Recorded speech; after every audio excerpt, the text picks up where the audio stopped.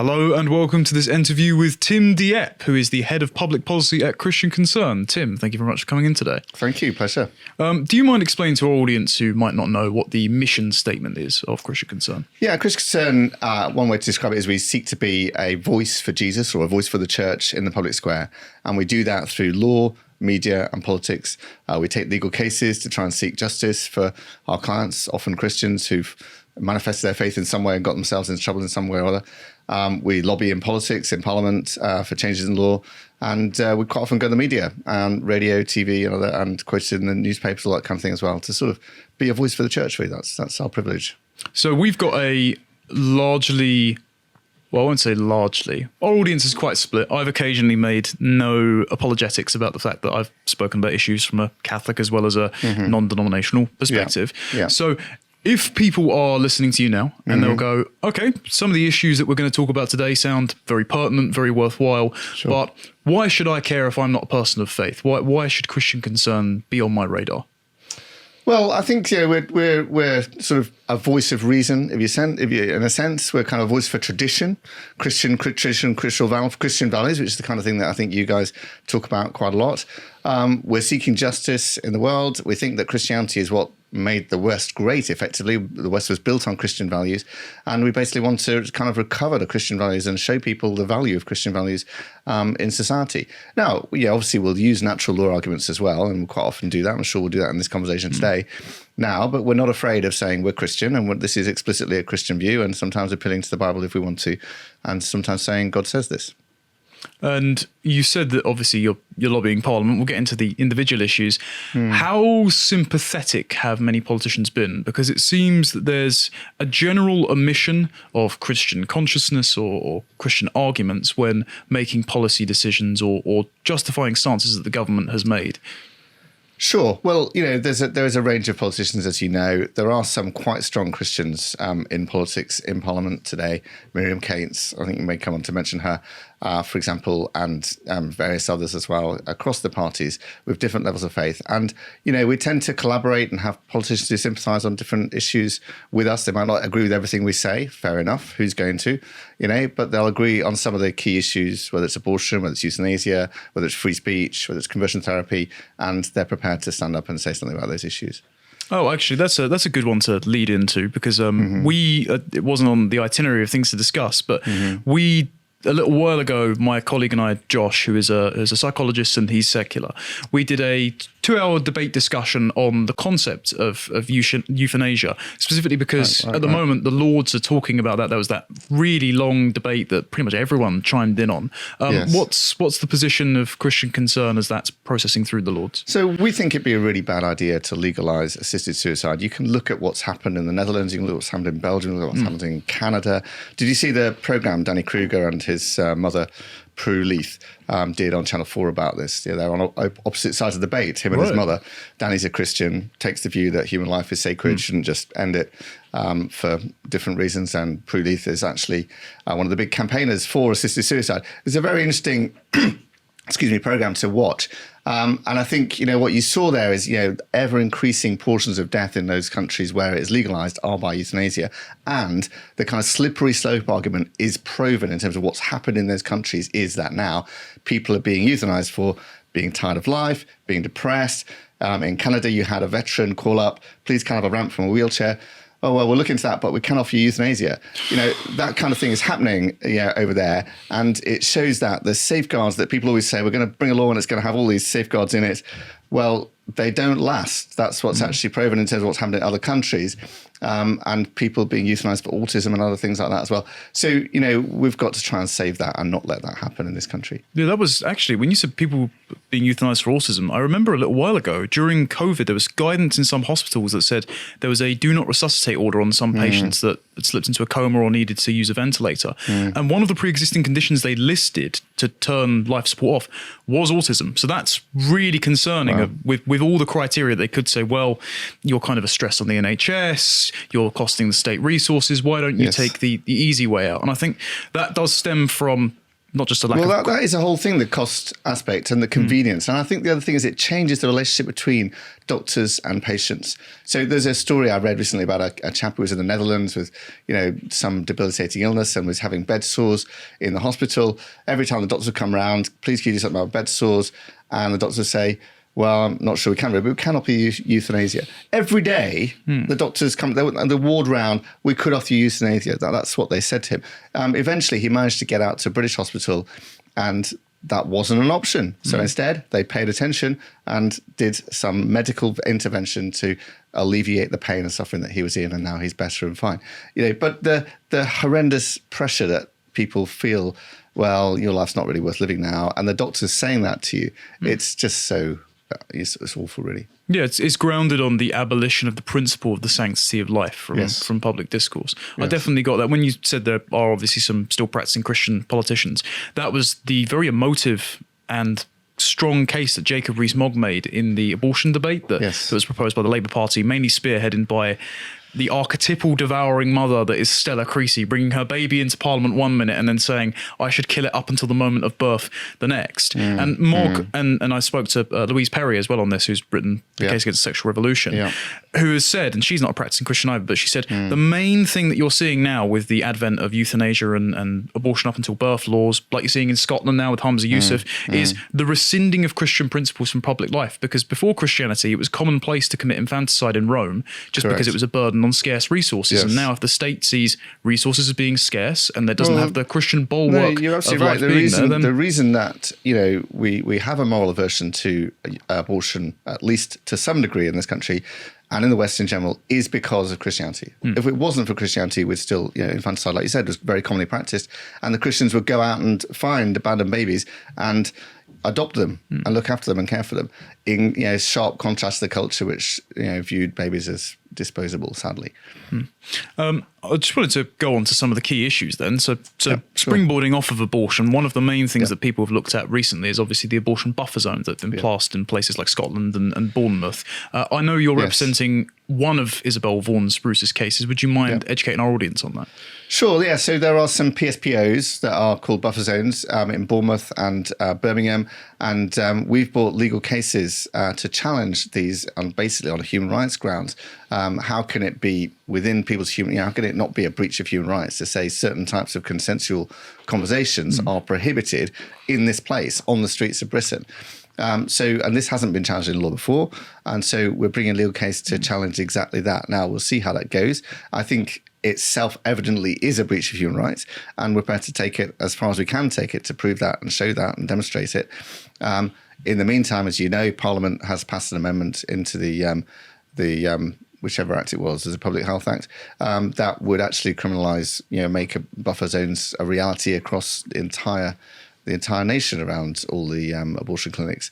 Again, banning not only consensual conversations, but even private prayer, silent prayer as well. And again, we would seek to challenge that at some point where we can, to prove that this is a very serious breach of human rights. And I think it shows the sort of totalitarian tendencies of the way the government's going at the moment in sort of, expressing disagreement. We have to clamp down on that. We have to stop that from happening. And even a consensual conversation, somebody wanting to help their friend, are you sure you still want to do this, could be a criminal offence. Yeah, I think this comes back to the sort of moral framing of it, of where if you go from the deontological position, the idea that life is inviolable, particularly innocent life, particularly unborn life, which is the most vulnerable, then you can't take that on any grounds. But if you go to the harm principle, the utilitarian idea of maximising freedom, autonomy, happiness, then suddenly even an innocent baby becomes an impediment to fulfilling your life's dreams. And so when it comes to something like informed consent, which was obviously eradicated during lockdowns and mass vaccination, unfortunately, then it gets to the point where you can stop people from having conversations outside of dangerous, life-threatening and life-ending procedures because somehow you giving them advice might infringe on their autonomy. And so abortion buffer zones, essentially, and it's brutal to say, but they play out as the placating of the consciences of the murderers by silencing the mourners of the dead babies. And lots of people are going to be... Well, it's very interesting because you mentioned Louise Perry, and I find it quite encouraging that someone like her, not a Christian, relatively left-wing secular person, is saying, actually, why as a society, surely it's inhumane to sort of, allow legalised abortion. And then Mary Harrington as well is starting to say this kind of thing as well. And that, she was in on Friday, so... Right, but her story is quite interesting, is that the contraception pill, the logical next step was abortion, because although the rate of unplanned pregnancies went down, the absolute number went up because all of the increased promiscuity. And then you had all these unplanned pregnancies. What are you going to do with them? Well, then, the next step was to legalise abortion. And, and then, of course, she says, surely that's not good for society to do that. So I think it's really interesting that more people are sort of rebelling against this, or pointing out the flaws in it, or seeing the very serious problems that have happened by the whole sexual revolution, which is what Louise Perry's book's about, of course. There's also the inherent paradox, morally speaking, in safe, legal and rare, because if you have a prohibition on it being rare, then you're admitting there's something wrong with it. Well, this is, this again goes back to the euthanasia argument about the slippery slope, because, abortion was legalised under strict conditions. It had to be a risk to the mother's health, had to be signed off by 2 doctors, all these other things. And what do we have now? Abortion by demand, pretty much, for pretty much any reason up to 24 weeks and beyond that for the slightest disability, including cleft lip or whatever it might be. But it was legalized on the basis that we're going to hold to these very strict, only these conditions, then you can have an abortion. And the slippery slope, again, obviously is proven true, and it's basically by demand now. And then obviously there are lobbies to decriminalise it as well. That's the scary thing, because when I watched that abortion debate, we covered it on the website in a segment, which I'll link in the description for anyone who wants to revisit it, because we played some of the video clips. The voraciousness of the people arguing on behalf of women's full autonomy to kill an unborn baby drowned out a lot of the very sound and principled arguments by the anti-abortion side. And when I spoke to Jacob Rees-Mogg interpersonally on this, and at Q&A session, someone brought up whether or not there is an appetite in Parliament to rescind abortion restrictions, which are definitely going in the no term limits direction. And he said, well, as a Catholic, I oppose abortion, but as a parliamentarian, I have collective responsibility and I must vote a certain way. So from your perspective, liaising with politicians... When did he say that? When he was in Cabinet or something? It was while he was in Cabinet. It's just when he'd been appointed the Brexit and Business Opportunities Minister. So this was last year. It's normally a conscience issue anyway, but I mean, so it's a bit odd for him to say that, to be honest. I find that surprising. Well, I was going to ask, is there any appetite among the politicians you've at least liaised with for doing anything about abortion restrictions? Well, I mean, there are politicians who are trying to oppose it and stand up for it. Fiona Buse was very, very strong on this. Then she's now more focused on religious freedom internationally. And there are some others as well, but there's not a strong pro-life lobby in Parliament at this point, I don't think. And how is Isabel's case going specifically?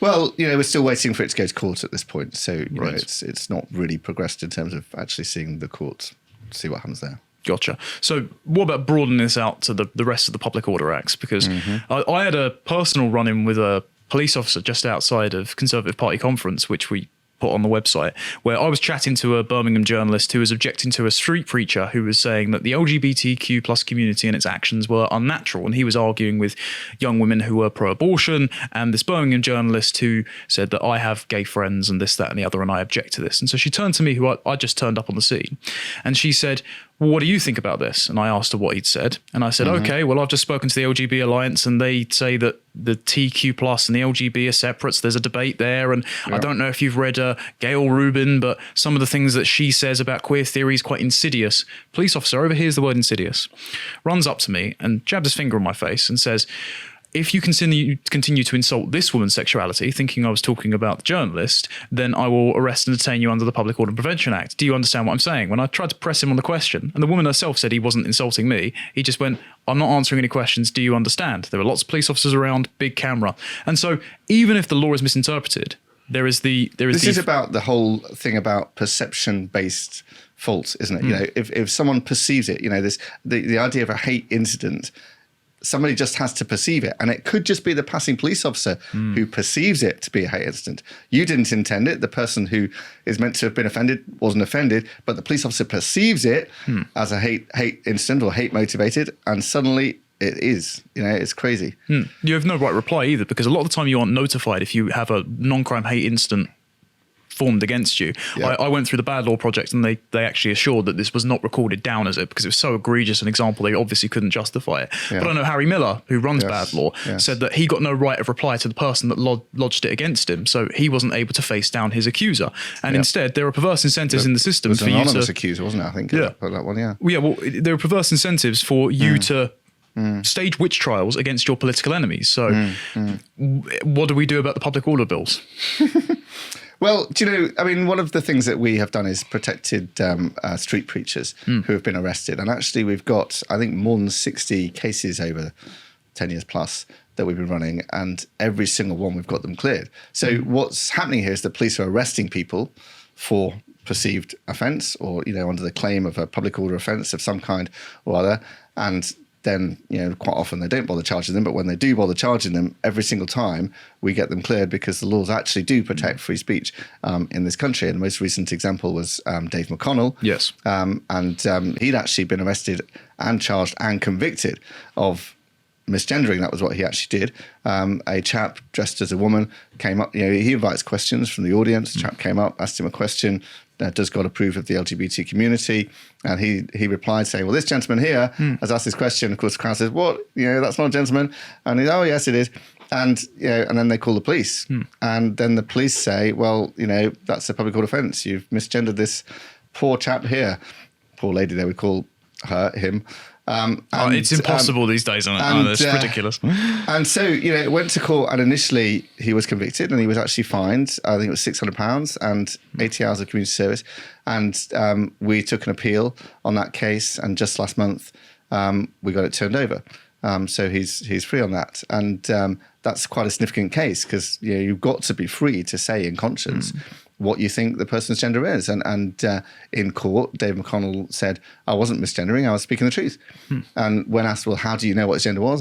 He said, well, the evidence of my own eyes is how I knew. And you've got to be free to say what your conscience says is the truth about somebody. And the fact is, for a Christian, whether someone's male or female, that's how God has made them. It's not something you can actually change. It's an artificial system to try and change it.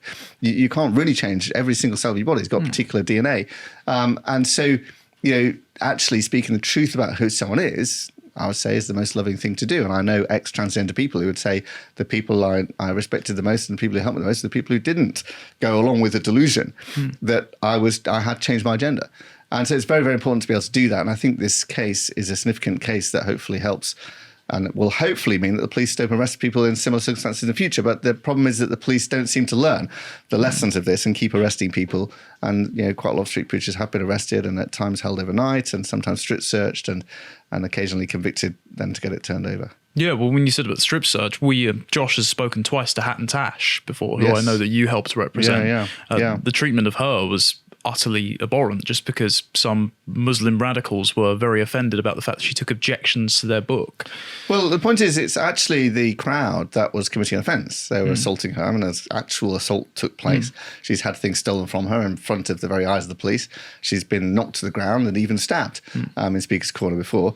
Never they get arrested. Instead, they arrest Hatton, and we actually got them to pay her £10,000 compensation for false arrest and imprisonment at one point. But I'm not convinced, unfortunately, they're learning their lesson there. No, as well, the same thing with the young boy recently who dropped a Quran on the ground. Yes. And immediately all the local authorities, and even the mother was held up as a sort of hostage, capitulating to the local community religious enforcers who were acting outside of the law and sending death threats to the boy. Or the Batley Grammar School teacher whose family went into hiding. And again, the mob dictated the terms of resolution there. It wasn't based on any kind of principle. They enforced a de facto blasphemy law. So it's very difficult to fight that uphill battle, especially when the government have passed recently the protest quashing bill that quashes noisy protests. Now, whether or not that's enforced against anti-lockdowners more than Extinction Rebellion raises an eyebrow. So given the laws going in the opposite direction, what do we do? Yeah, well, I mean, I'm pleased that Suella Braverman has spoken out quite quite courageously and quite convincingly and said, this must not happen. We do not have a blasphemy law in this country. But one of the other factors that I think is often overlooked is the definition of Islamophobia that was proposed by the All-Party Parliamentary Group a couple of years back, 2019, I think it was. It actually got as far as being debated in Parliament, and the government came very close to actually making it the legal definition or the approved government definition of Islamophobia. And of course, it's perception based. It's Islamophobia is a form of racism rooted in perception of Islam or Muslims. I think it's a form of racism rooted in racism about perceived Muslimness. Perceived Muslimness, that's right. And the thing about that is that's very, very broad. It could mean criticising actual beliefs of not Muslims themselves, but beliefs of Muslims, or even criticising Muhammad or what Muhammad did or something like that.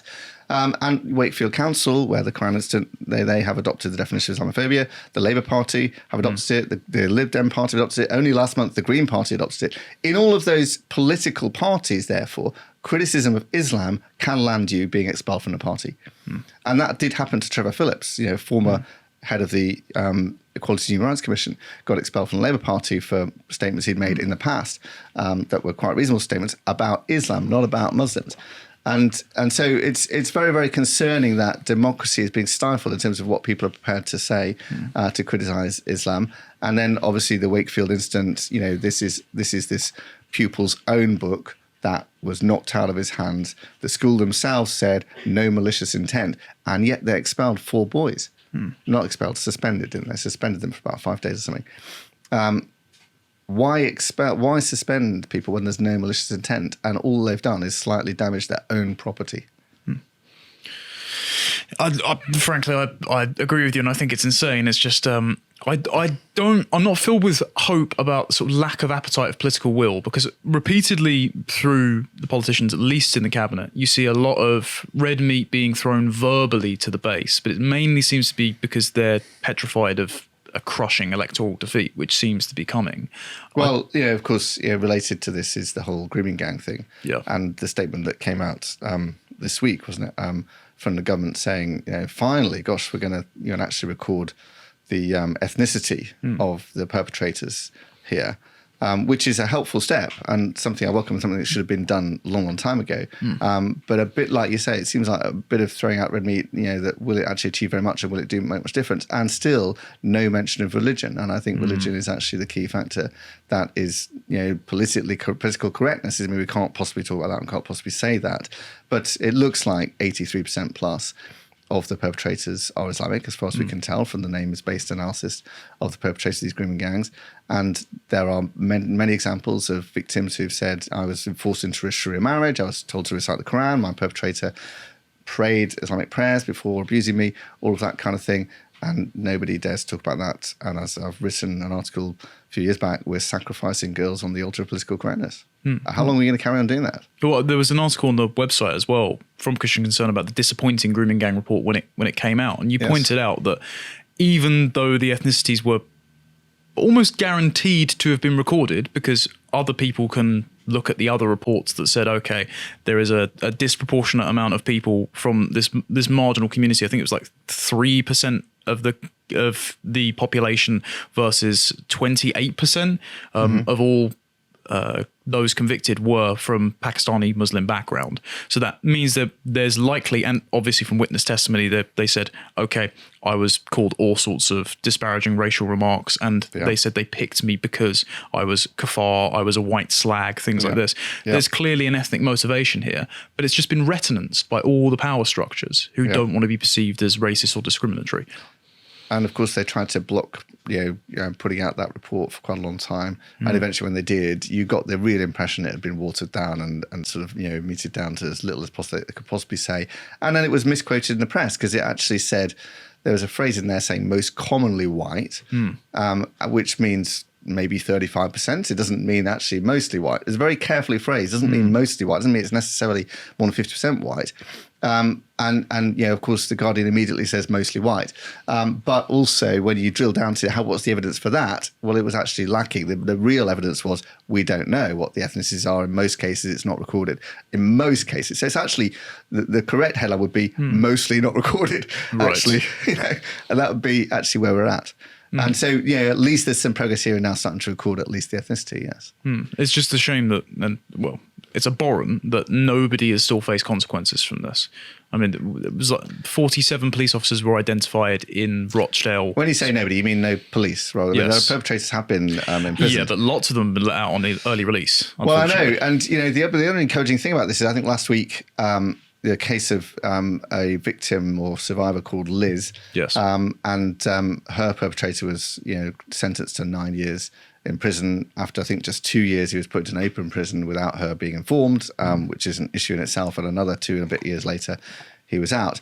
But some people helped her to bring a civil case against her perpetrator, which resulted in him being ordered to pay £425,000 in damages to her. Now, this is a really encouraging step forward because, like you say, it is relatively mild prison sentences. But if you can actually get damages awarded against these people for very significant amounts of money that probably bankrupt them, that may be a better deterrent. And certainly it's a better form of justice for the survivors or victims of these horrible crimes. It's something. I don't want the perfect to be the enemy of good, but I think we can both agree it's definitely not harsh enough. And also the institutional failings. No politicians have been ousted unless they were directly implicated in doing the acts themselves. No police officers were fired because of the systemic failings or talking down to the fathers or the victims themselves and calling them prostitutes. Or arresting them when they're trying to save their daughters. I mean, I agree, yes. It's a very serious failure, I think it's just a shame that there's a sort of sunk cost fallacy conducted here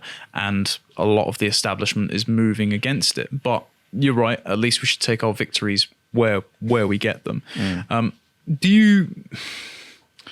How do I phrase this? Obviously, the religious component is a major factor in why they were perpetrated. Do you think the conspiracy of silence around it was a predominantly religious component, or do you think it was a politically expedient component as to not upset the groups which would largely vote for the establishment that was already in place? I would say the latter. Yeah, I think it's political correctness and fear of offending the Muslim community, but also fear of stoking up tensions and that kind of thing in society as well. I think it's both of those factors that are playing here. I just wanted to go on to something else. The sex ed parliamentary inquiry. You mentioned Miriam Cates earlier. That has been a pretty major thing on my radar fairly recently. So I was forwarded a WhatsApp by a parliamentary staffer that said Miss Cates had seen our coverage of the recent Swindon Council guidance. I don't know what you at Christian Concern have reviewed in terms of the materials that's been coming out recently. But we had a flick through the PDF, and in that was some pretty disturbing stuff, including a glossary of LGBTQ plus terms, the gender galaxy, and instructions for secondary school students to recreate genitals using vegetables and hand lotion. Not the most appropriate stuff in the world. There was also the drag queen that went into the Isle of Man school recently. I don't know if you... saw that. This sort of stuff is pretty much everywhere. You've got some cases open at the moment concerning parental rights. We've done quite a few cases in this. And one of the first ones from way back in, I think, 2016 was a case of a couple called Nigel and Sally Rowe. This is about transgenderism. It relates to RSE. They had their children in a Church of England primary school. And as in a 6-year-old class, one of the children was coming in sometimes as a boy and sometimes as a girl. And when he came in as a girl, whether that's the right way around, he or she, whichever way around it was, let's say it was he. When he comes in as a girl, all the class is told, you must call him her. And of course, their son in that class was very disturbed by this and quite obsessed about it. Mummy, might I change into a girl tomorrow? And furthermore, the children are being forced to lie about who this person is.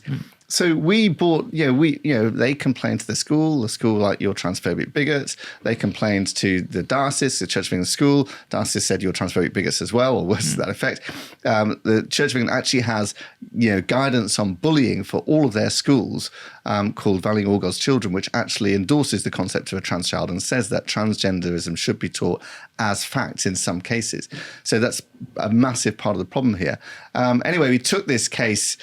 We then sort of asked the Department of Education to intervene and give guidance to schools about this and say, should pupils as long as 6 be allowed to cross-dress, misgender, change their gender, that kind of thing. Department of Education failed to intervene. So we brought a case against them for judicial review for failing to intervene, an important case.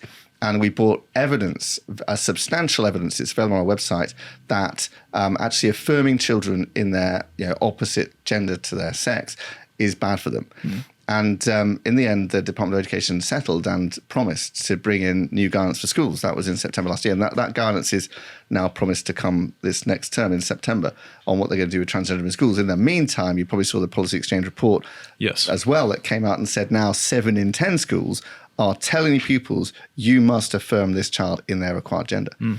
7 in 10 schools forcing children to lie about who someone is.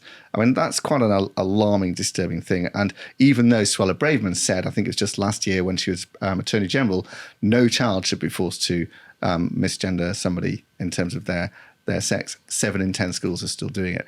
And so, that's a very interesting case. We've done a lot of campaigning against that Church of England guidance, which is very unhelpful and which is actually causing Christians to lose their jobs or have to go against their conscience or something like that. Another case would be Christy Higgs. She was working as a school pastoral assistant.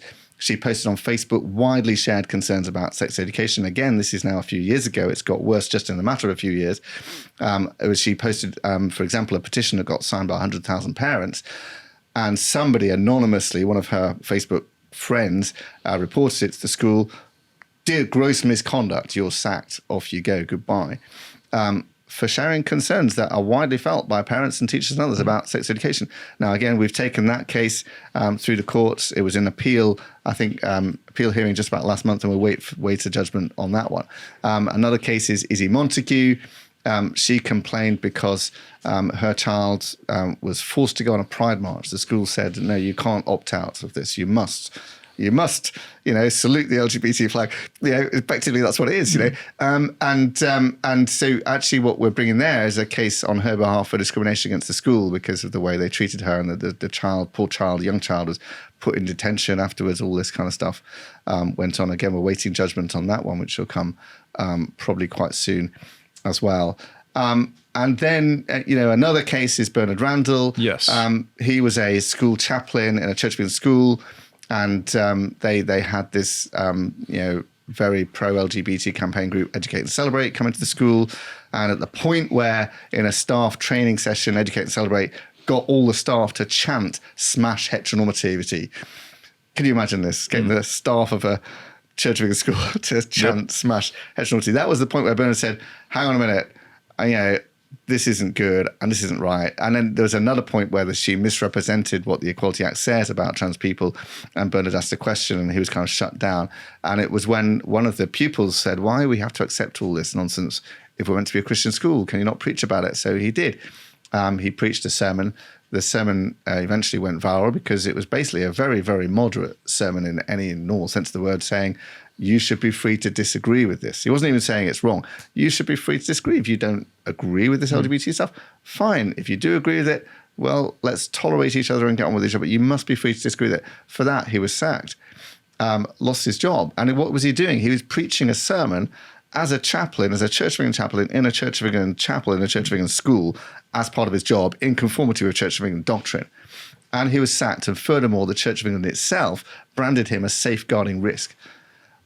Surely it should be Educate and Celebrate that's the safeguarding risk, not Bernard Randall who's a safeguarding risk. But no, Bernard Randall is a safeguarding risk. They even branded their own teaching a safeguarding risk for children.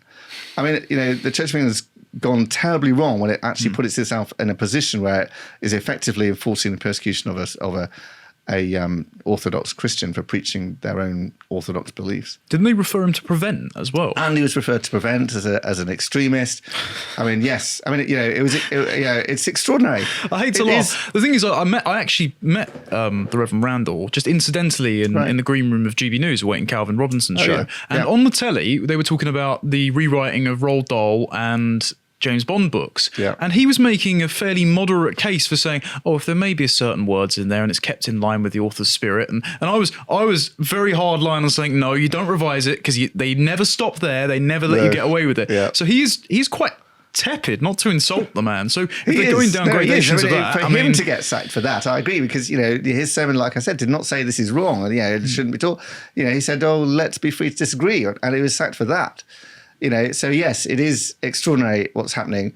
And actually, we took his case to the court, to the public tribunal, and we lost.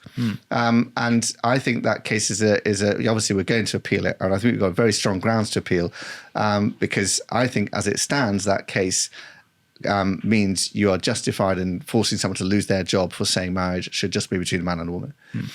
That we can't have that. That's extraordinary, but that's the position we've got ourselves into. That high-ranking magistrates think that that's an appropriate ruling. Well, the political establishment have been leaning on the Church of England specifically to accept that sort of stuff. I don't think it's quite fair to say all of them, but some of them have. Yes, but I think the much like abortion has been taken as just an axiom of the modern secular faith now, it seems that gay marriage, despite it being invented in the last 15 or so years, it's now just the presupposition that it's there, and if you don't accept it, then you're the one behind the times. I'll come back to the Policy Exchange report later, because I've got some contentions with that, actually. But Church of England's guidance has obviously gone in lockstep with the concerns of the age. Why do you think the Church of England specifically has been so full-throatedly on board with intersectionality? Gosh, a long answer. There's so many reasons. I think, I'm very fond of a quote from the Victorian preacher Charles Spurgeon, who said the reason the church has so little influence over the world is because the world has so much influence over the church. And that's absolutely the case in the Church of England. They've just adopted the world's values and actually gone full throttle in terms of, enforcing the world's principles against their own orthodox people. But I think one of the root causes is a lack of church discipline. If you allow people in the church to teach openly stuff that is clearly contrary to church doctrine, guess what? The church is going to go wrong. And they never apply church discipline, never discipline people for that kind of thing. And so now you're ending up with someone like Bernard Randall, who is, branded a safeguarding risk by the church, is not allowed to preach. It'd be illegal for him to preach, a breach of canon law. And the Church of England has gone, totally down that route. And I think it's shocking and disturbing, but it's not unprecedented, is it? In Jesus' own time, who did he reserve the strongest criticism for? The religious leaders, who accused of being hypocritical. And we're in a similar position now.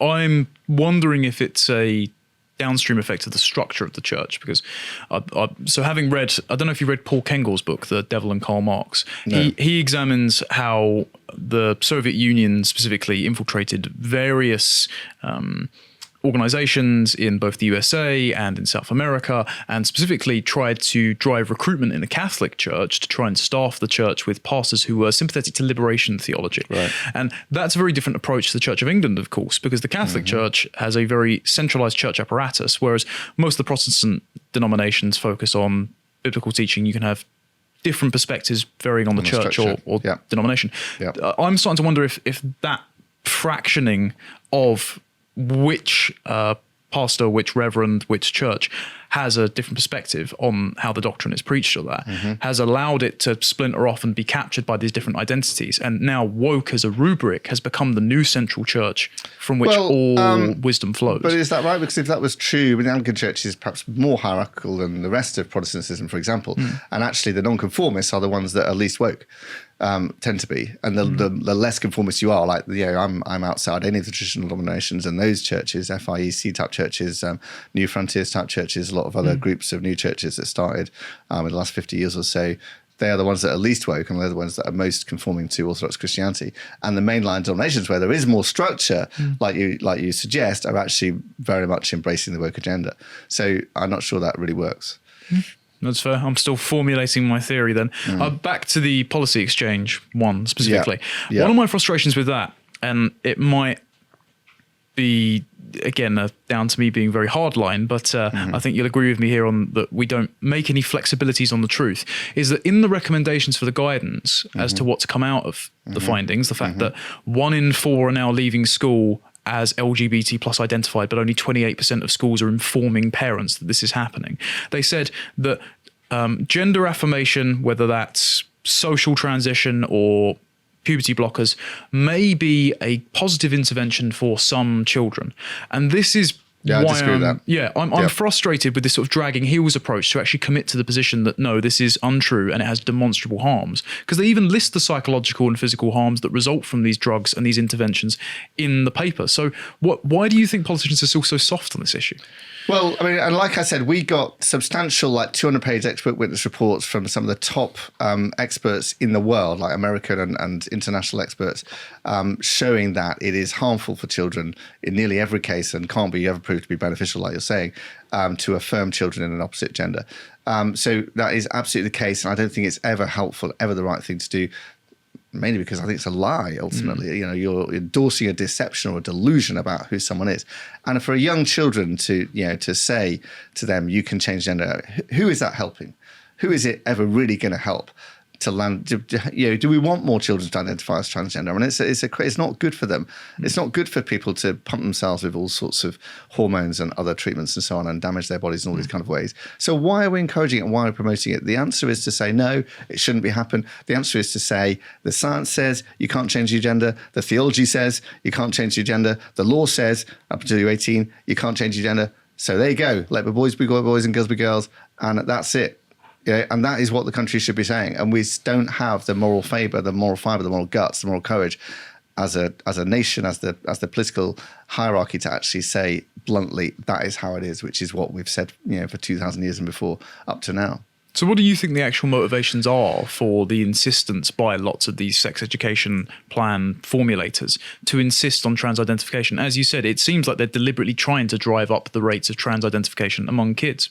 Why? It's people are scared of being called transphobic.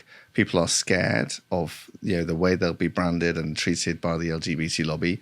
People have bought into the idea that maybe for some people, actually changing gender is good for them or is the right thing for them. Maybe there are some exceptions, and therefore we have to make some allowance for these exceptions. And this is where we are. We've lost moral fibre. We've lost a sense of where we get our morals from. I would say because we've abandoned a Christian moral framework as a society, which is an agreed moral framework for society, and then we don't really know where we stand. We say, what about this case? What about that case? Oh, maybe. Well, no. There are actually moral absolutes, and here's one of them: you can't change your gender. That seems very charitable.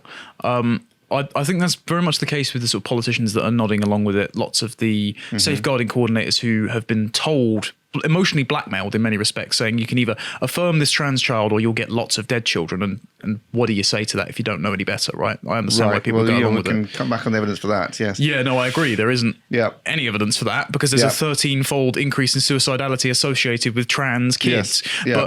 But I would question as to whether or not there's a cohort of perverse ideologues who are deliberately pushing the ideology for their own ends and unfortunately conscripting lots of people who want to be compassionate. Well, I think there is. That is definitely true. And mermaids and educate and celebrate are amongst the culprits here. And as was Stonewall. Now, Stonewall had a significant fall from grace and is still falling, isn't it? Because the health secretary said the NHS need to, basically take a very careful look at why you're in any Stonewall system.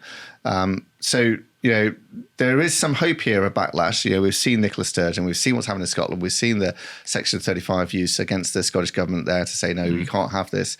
And the polls say most people think, yes, you can't just have self-ID going on. Keir Starmer's in a muddle. What does he think? Can he define a woman or not? He's still in the muddle land of maybe there's some exceptions and stuff going on here. But society as a whole has looked at this and stepped back from the brink. It seems to me. We were the first society in the world to actually do a consultation on gender self-ID and step back saying, no, we're not going to do it. That was in 2020. And now, Scotland have said we want to do this and the London government said, no, you can't do it. So I think there is some hope in terms of the way this is being pushed back against, but it's not as strong enough as I think it should be, as you and I, I'm sure would agree. A lot of the framework of these ideologues, this is my concern as well. You've seen, and I forget the guy's name, but you know what? I'll try and find the video and play it up for the video listeners. There is a trans TikToker who keeps talking to children and says that you will accept us, trans people will be validated, and whether you like it or not, you're just going to have to get over it eventually. Yeah. There is this belief that progress is inexorable and this ideology will be dominant eventually. Yes. And I worry that does bleed through to politics, because you've just seen Humza Yousaf replace Nicola Sturgeon. Yeah. And one of the first things he says is he's going to resurrect the gender identity self-ID law, despite Parliament shutting it down. Yes. And then Keir Starmer may be in a tizzy over what a woman is, but it doesn't seem to be torpedoing his electoral career, because the Conservatives have flubbed lots in the last few years, lockdown included, and it seems that lots of people are just going to go switch from blue team to red team, despite him saying at the Pink News Awards he'll criminalise misgendering. So how hopeful are you that this is actually an election-winning issue when lots of other factors are compounding, and it seems like the legislation might get pushed through anyway? Well, I mean, I am very concerned about the implications of getting a Labour government come into power. I think that Keir Starmer hasn't got strong principles on this at all. I think he has attempted to row back a bit in the last week or so on it. I doubt very much if he would say he wants to criminalise misgendering now if he was asked. It'd be interesting to see him ask that question. But he is in a muddle. And if we were to have an election today and that muddle kept being exposed, it wouldn't help him.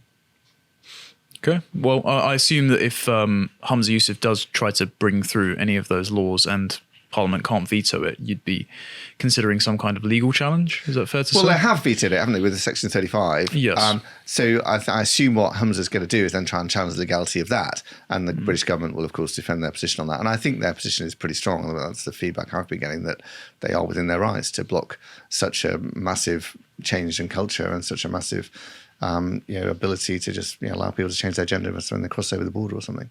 So how hopeful are you that the new parliamentary guidance that's being issued and post Miriam Cates' inquiry is going to be more constructive than what we have now? I'm holding my breath. I'm not convinced. I think Gillian Keegan is somewhat of an LGBT ally. She's not going to be as robust as I think she ought to be. I'm pleased that... So there are two things here. The guidance on transgenderism for schools, one thing, and the review of sex education, the other thing. The guidance on transgenderism for schools, I suspect, will be a muddle. I want it to say you cannot ever enforce a child to go along with someone's acquired gender. I want it to say no child can actually change their gender in law or in sex or in biology, and therefore you can't allow them to transition. You shouldn't be a feminine to do it. And that's what it should say. I doubt very much if that's what it will actually say, but it probably will be a step forward in terms of where we've got to now. As for reviews into sex education, I'm pleased that that's actually been taken away from the Department of Education, because that has been captured by LGBT ideology. It's being run by a group of independent people, but I don't know how independent they really are. And I hope that it's clear from all the evidence that Miriam Cates and others and our cases are showing that something is terribly wrong here. We're sexualizing our children and teaching them stuff that's thoroughly inappropriate. We need some proper guidance on what is appropriate, what isn't appropriate, age appropriate, what isn't age appropriate coming in here. I think we need something more like a Section 28 again, to be quite honest. And it all stems back from that in a sense. And I hope that we get to that, but I'm not super optimistic about it, no. I also think that there's a disturbing trend that the government is slowly eroding the power of parents, because for a Conservative government to come out and say, we're going to subsidise 30 hours a week of childcare for 1- and 2-year-olds so that mothers can eliminate the time out of work and get back to appearing on GDP balance sheets, is not putting the well-being of a child first. Nope. And also Nadim Zahawi, when he was briefly education minister among all his other jobs in and out of government, he wanted to ban homeschooling almost outright, or make it so that it was so difficult to do so that you might as well give up and just shove your kids in a government school where they could be propagandized.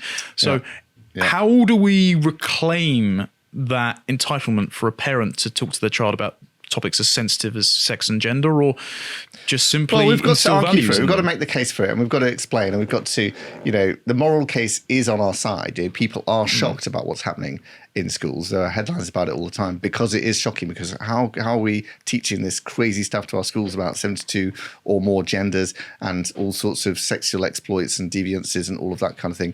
Surely this is not helpful, and it isn't helpful for any child to be exposed to this kind of stuff at a very young age. So the general moral sense of people is that this is wrong and should be stopped. And the government's finally been forced into doing an inquiry into it and come up with some proposals about it. But in terms of education, more and more parents are taking their children out of state schools. And a dominant factor is the sexualization of children, which they don't want. we know about 20 embryonic schools that are being set up by parents up and down the country that are saying, we can't have this anymore. We have to set up Christian schools and actually teach Christian values and teach subjects in accordance with Christian worldview. And of course, that's what originally happened in this country. Schools were founded by Christians. And of course, the Church of England's churches still stand there as testimony to that, but they were sort of kind of handed over to the state in a way. I think that's quite exciting to see because there's a whole load of new schools and there's demand for them. I was hearing a story the other day about a parent, not a Christian parent, who sort of said, I'm losing my child. She's not the person she used to be. She's depressed. She's withdrawing into herself. The school is really bad for her. Please, can I bring her to your school? Yes, you can come to our school. And 6 months later, you've given my child back.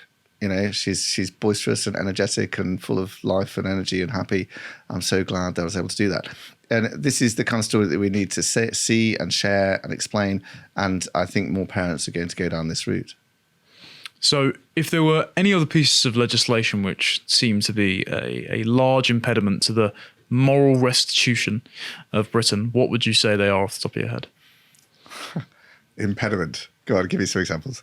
Well, obviously, we've got things like the euthanasia bill coming down the pipe. Right, We've already discussed the public order bill. Yep. Is there anything else on the radar? I'll tell you one we haven't mentioned is conversion therapy. I think that is a big deal. Again, this is about, like buffer zones, it's about criminalising consensual conversations. That's actually what it's about. When the government did its consultation into conversion therapy, which closed, I think, early last year, they said clearly anything physical done in the name of so-called conversion therapy is already a criminal offence. Yep. Therefore, we are talking about criminalising certain types of consensual conversations. Now, again, this is a massive shift down the totalitarian road of sort of, if you dissent, if you express dissent, if you say something that we don't agree with, we're going to reserve the right to criminalise you and punish you for that. And I think that's very, very concerning. I'm pleased, though, that more and more groups and politicians are starting to see this and buy this and recognise it. Groups like the Free Speech Union and Sex Matters and some media and some journalists and some politicians as well, who a few years ago wouldn't have gone near this subject, and now saying, no, this is a serious breach of human rights. We shouldn't be criminalising this. We've put out a big report on how it would breach human rights to criminalise conversion therapy. We've also brought out a book called Banning Conversion Therapy, The Missing Evidence, dedicated website, freetotalk.org, on the subject. This is going to be the big battle for freedom, in a sense, coming up. And it'll be very interesting to see how it plays out. I think the battle is still to play for and not completely lost yet, but certainly the tide is against us on it. It really is worth disentangling that, because conversion therapy is just a euphemism, because what it is it's criminalizing faith and therapeutic based voluntary conversations if a person is confused about their gender or their sexuality. Correct. And they also hybridize gender and sexuality in the same thing, because you might say, okay, it might not have the highest effectiveness rate if someone wants to change their sexuality, but then to package that in with non-gender affirming therapies means that you've just got a direct road for children who say, I'm a girl but I feel alienated from my body, to I'm going to have a mastectomy and I'm definitely identifying as a boy now. Well, do you realise that there's already a professional ban on conversion therapy? There's this thing called the Memorandum of Understanding on Conversion Therapy, which has been signed by all the cancer organisations and the NHS, which says you must not engage in conversion therapy, which is why Tavistock, one of the whistleblowers, mentioned this and said the reason that the clinicians feel like they have to affirm a young child in their acquired gender is they're terrified of being accused of conversion therapy and therefore losing their jobs or losing their accreditation status or whatever it is. So it already is damaging children and damaging people, the very threat of the allegation of conversion therapy. If it becomes a criminal offence, that's a whole nother step further down this line, and we've got to stop it. Yeah, that was one of the complaints as well from people like Andrew Doyle, who's spoken to Keira Bell on GB News before, and he said that the overwhelming, and this was up in the Policy Exchange report as well, I think it was about 43% of children who had gender dysphoria later desisted and then said that they were same-sex attracted eventually. A lot of the paradox... it's actually something like 80% of children who have gender confusion grow out of it through puberty, because puberty actually forces you to recognise your body. You can't fight against the biology, you can't fight against your body, you can't fight against nature. So for the vast majority of them, actually, if you don't affirm it, Yeah. without any other treatment, you don't even need therapy or anything else, just not affirming it, just letting nature take its course, they will grow out of it. Yeah, well, it. the paradox of the law itself, though, is that, okay, if you really were concerned, if you were principally concerned about gay people going to a priest or a counsellor and saying, I'm ashamed of being attracted to men, so could you talk through how I could be attracted to women? If that was what you were terrified of, then why would you then immediately also criminalise in the same bill saying children who might be confused about being attracted to their friends of the same sex are now going to be affirmed as being of the opposite sex? Because wouldn't that be eradicating gay kids in favour of trans kids? And so the entire law just doesn't make sense on principle, let alone the fact that it's just untrue. Yes, no, correct. It is crazy. It is extremely totalitarian. It is a massive breach of human rights. We will seek to challenge such a law if it comes out on the basis of a breach of human rights. Fantastic. Anything else you wanted to cover today, or does that seem to summarise pretty much everything? That's good. We've covered quite a lot of ground there. Yeah, we have traversed a hell of a lot. I would just say I really admire all the work that your organisation is doing to defend people of faith, of principle, for Thank you. The truth that has to be spoken, whether it's in the streets or in the schools. Is there any way that people can support your work and find out more? Sure. I mean, chrisconcern.com is our website. You can sign up for a free weekly email, chrisconcern.com/hello. Just plug your email into there and get it. And you can follow us on social media as well, Twitter, YouTube, Facebook as well. And great to have the support. Perfect. Thank you very much, Tim. Thank you very much for watching, and goodbye.